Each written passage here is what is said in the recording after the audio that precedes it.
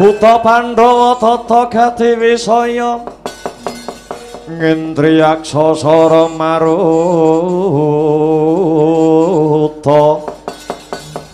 pawana bana margana samirana lan warahayang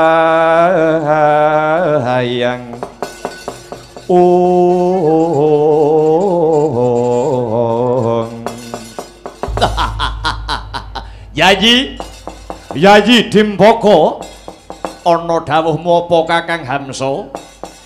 Pancen bener Pandhawa dipageri pipit. Lire piye Kakang? Bareng aku wis mlebu marang negara Ngamarta biyuh. Bapak Sinaraja Ratu Ndwarawati sing jenenge Prabu Kresna lan Nalendra Mandura. Prabu Baladewa ya ana kono. Adalah banjur katone piye? Yen Ratu Ndwarawati lan Ratu Mandura uga lenggah ana kono.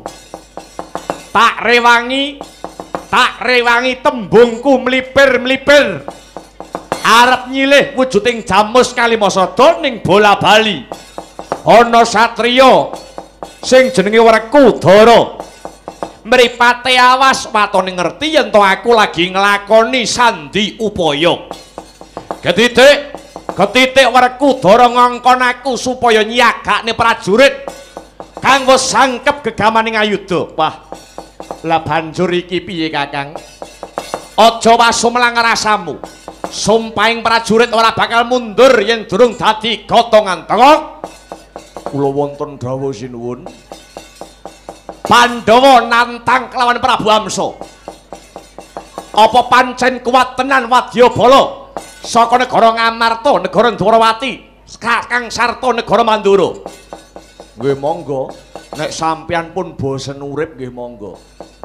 Ratu Ngamarta Prabu Puntadewa, Ratu Ndwarawati Prabu Kresna, Ratu Mandura Prabu Baladewa niku wong sekti mandraguna pilih tanding sajroning Ayudha.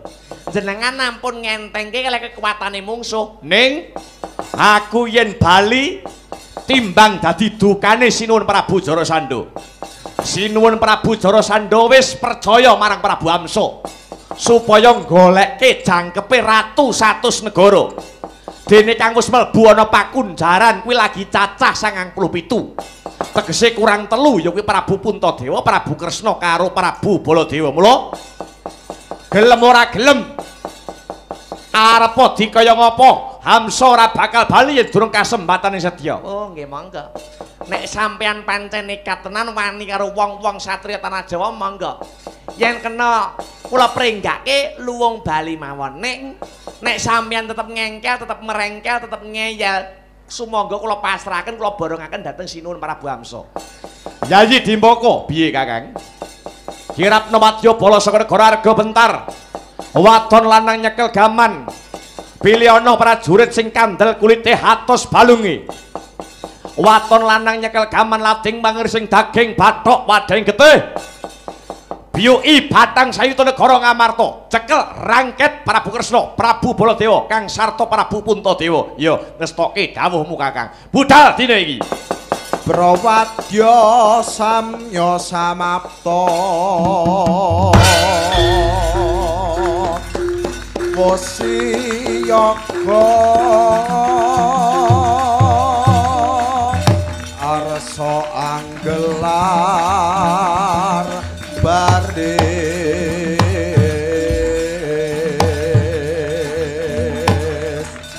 manunggal sat juru-juru kumlebet kang bandera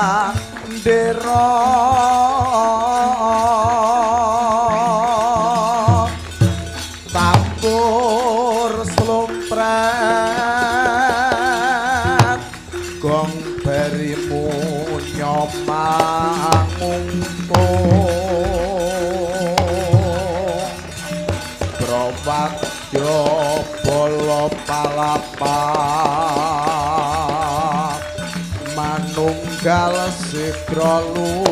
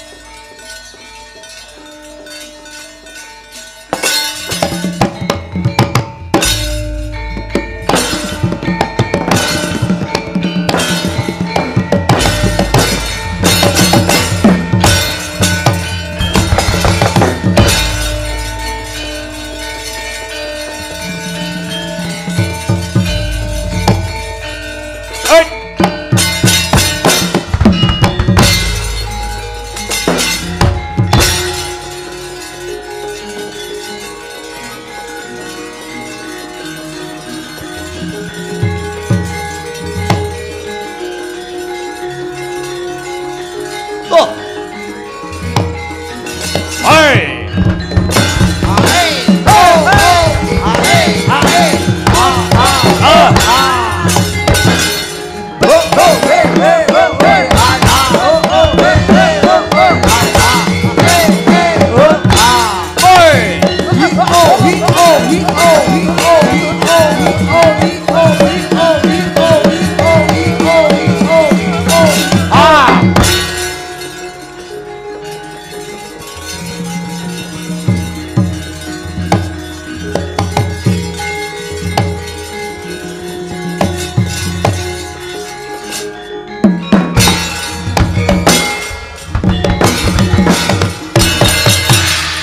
Ana dongeng enthik-enthik si panunggal patenana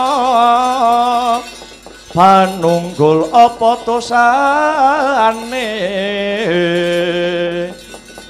dosa ngungguli sasama aja dindak kualat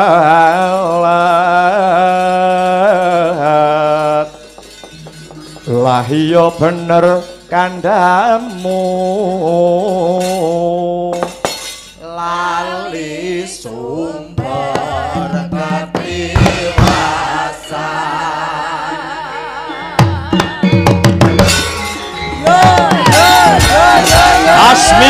Mas Miber panonku bating kalebur durung swanggonku ngiyat dalem durung swanggonku lumaku saka negara Arga Bentar kepabak ana satriya Kuruwageng brengose dilinting-linting sampirke kuping biyuh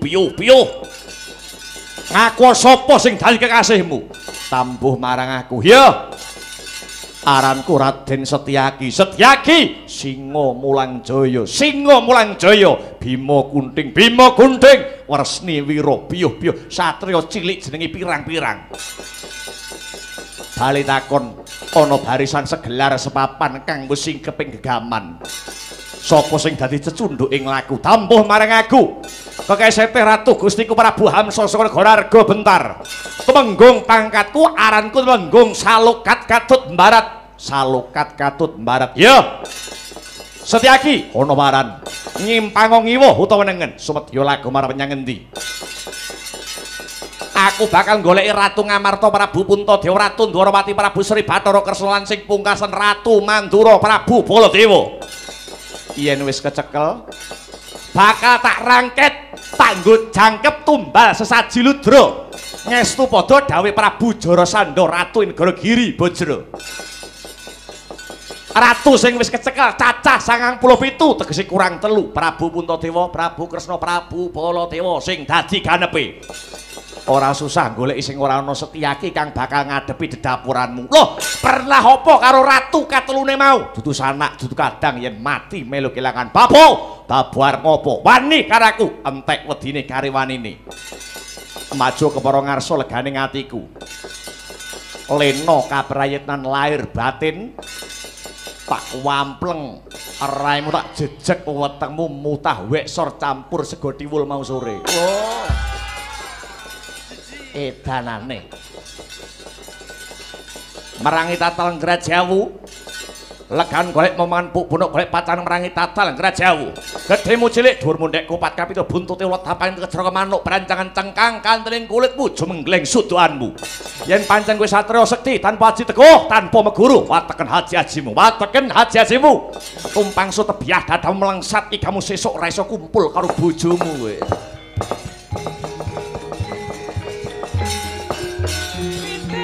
Sikra tanjuk mergut ngempat matang ora basa mungsa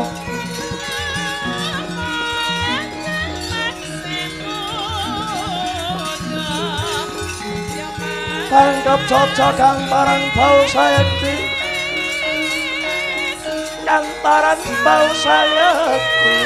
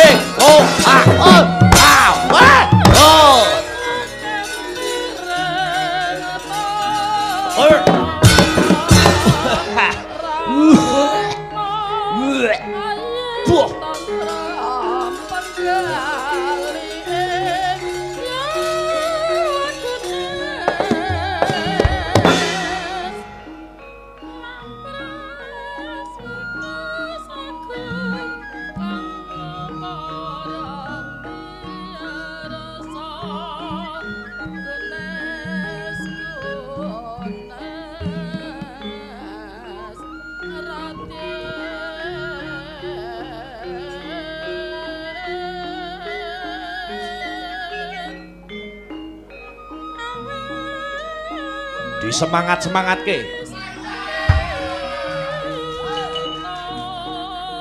Golek pasaran ning wates le.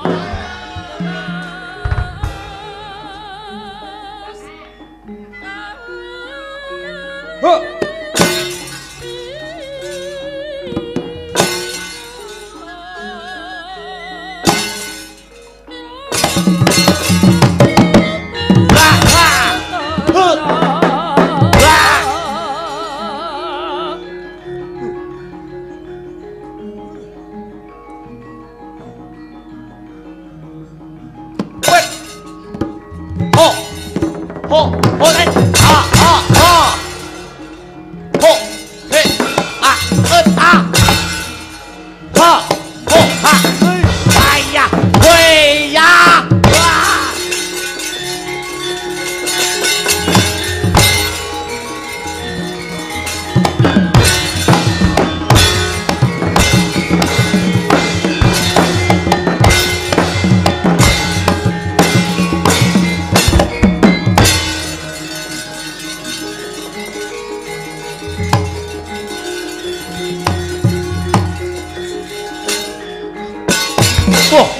kancaku kleyang.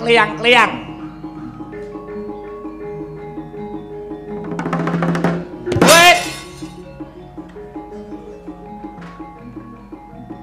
Ambil, Bro.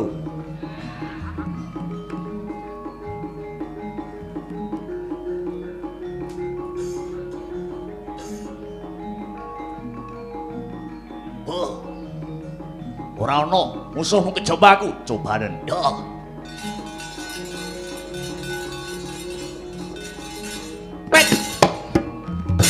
Ha! Wa! Ho! He! Wa! Ho! Wa! Ho! Ho! Pas! Wa!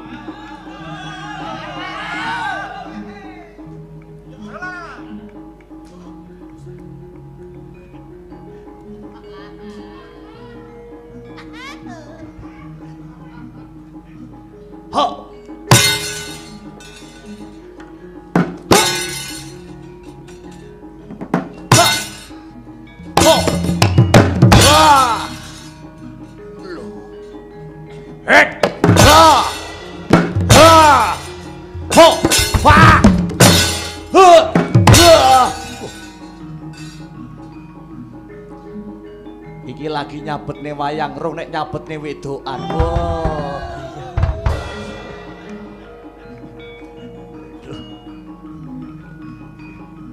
Hoi. Hot. Pat. Waduh, mbok apake Antarja? Ha.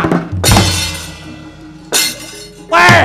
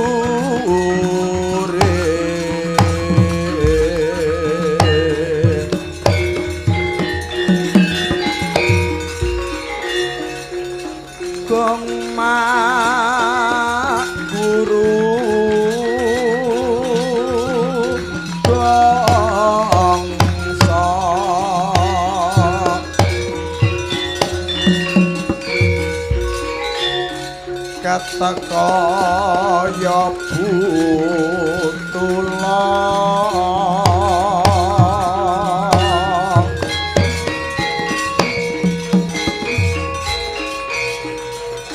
war pandriting turangga asti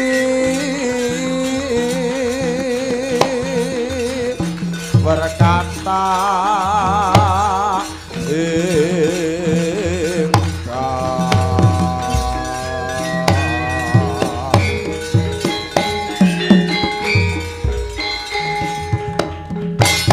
Wajal layu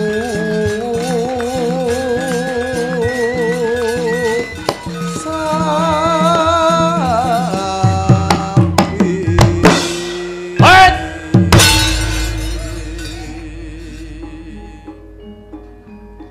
barisan arga bentar gulungan gendera bongko ana gegamanmu Nalindra arga bentar Prabu Hamsa kaya ana satra sing mencorong dadane ke meteor sapa kowe?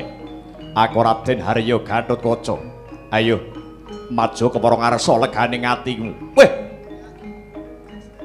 Remet kelakon dadi klalare ngepek-epek kowe.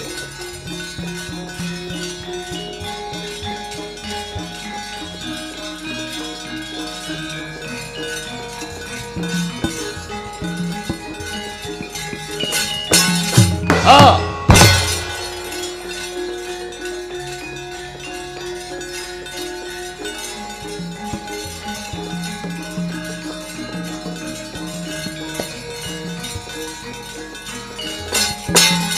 Ah! Wah! Put! Hit! Wah! Ah! Heh! Wah!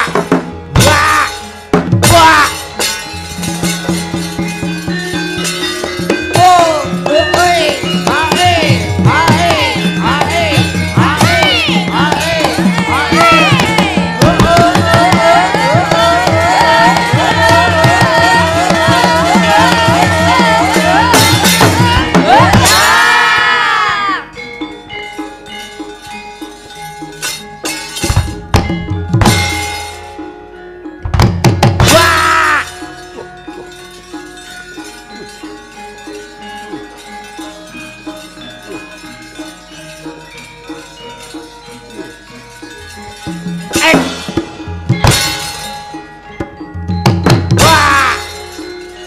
Wait!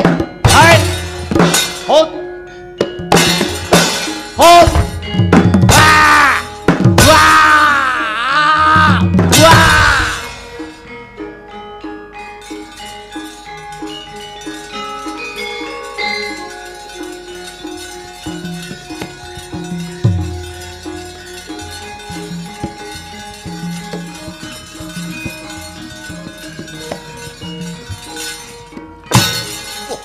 Sapa iki?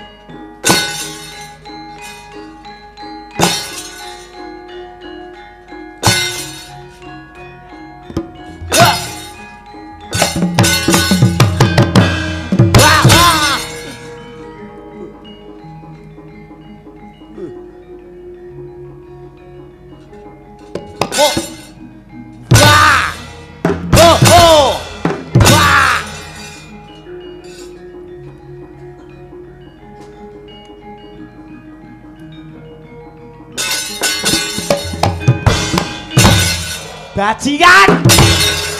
Sapa ngeburi Prabu Baladewa?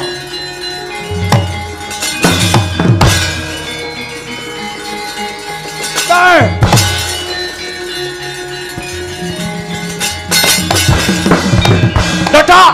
Mangap! Ah, bu, dilek.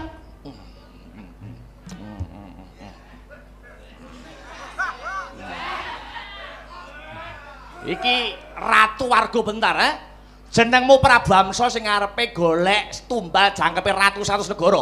Prabu Puntadewa, Prabu Kresna, Prabu Baladewa. Iki arep adep-adepan karo Prabu Baladewa. Ayo, maju ke Prakarsa legane aku ngejak pirang dina adeni. Rodok rono to. Omong-omongan yo omong-omongan kei panggonan to. Ayo minggat ora? Kowe minggat apa ora? Ora gelem minggat yen durung kasembatan ning sedya. Piye Balenono? Balenono? ora gelem minggat yen durung kasembatane sedya kowe ketoke gagah ning tanahmu kono. Kowe ketoke gagah ning tanah seberang, ning tanah Jawa kepethuk karo bantenge tanah Jawa kelakon sesuk ora iso kumpul karo bojomu kowe.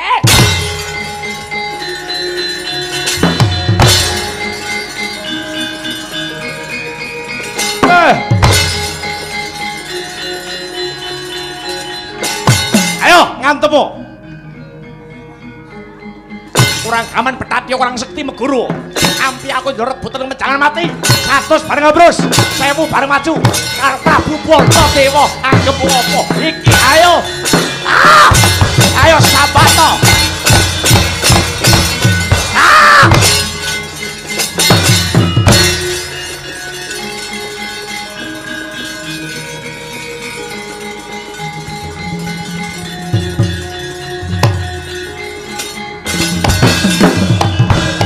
Arep ning ndi kowe? Arep ning ndi? Ayo madhep ke sini, hadap ke sini. Lah, apa iki, Iki apa? Kiai Nenggala wis pirang-pirang nyawa sing disampurnake karo pusaka iki kalebu kowe. Ayo. Kowe arep nutukne laku, arep ngerangket ratu telu, nyoh rasakno. Nek enak tanduk.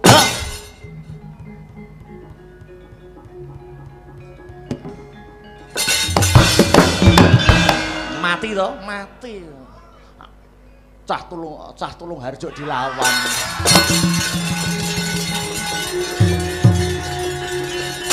Ha!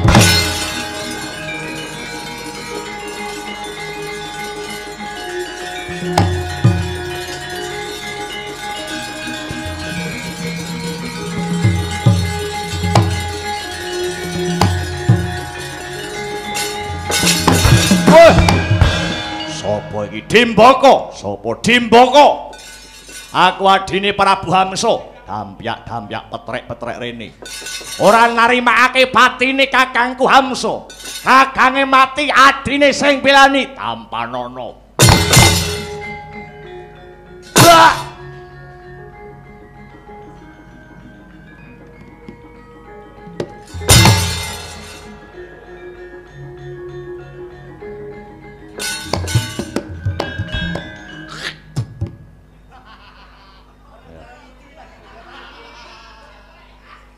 Aduh kok enteni.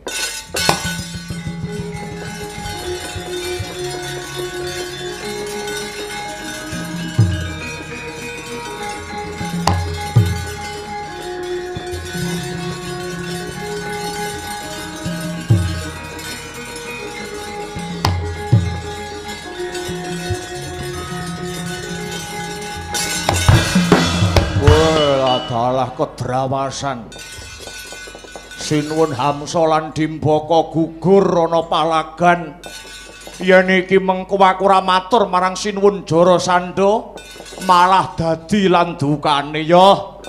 Bali dhisik ana Praja Giribajra, atur Sinuwun Prabu Jarasandha sinuwun, Prabu Jarasandha kula ingkang sowan sinuwun.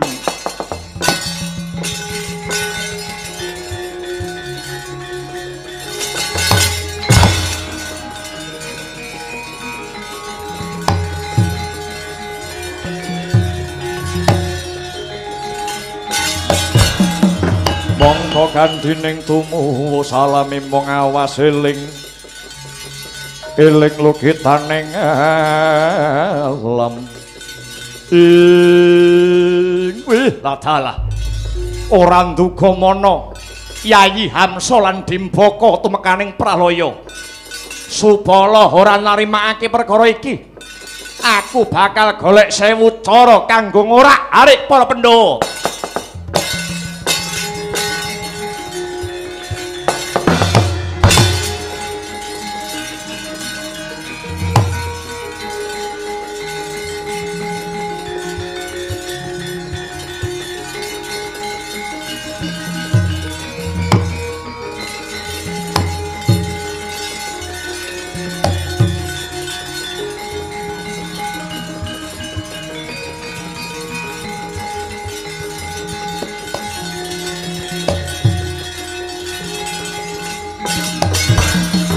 Haritane satriya linuwih kang maradi mring kautaman pan pegat mring pangestine Bara piye? Sanggane Pandhawa ora saya enteng ning malah saya abot Yayi. Dina sak mengko ayo padha mbacutake laku nutukake laku minangka dadi dutaning adil. Ya kuwi ngadili Hambek Nista Budi Candala sing disarirani Ratu Giri Badra Prabu Jarasandha. Ngestoke dawuhe Kresna kakangku Janaka kula wonten dawuh tinimbalan. Mampira kelampi sireng Yudi Punakawan dikanthi tumujuaning Praja Giri Badra Ngestokaken dawuh Kaka Prabu Jimat pepundhen kula.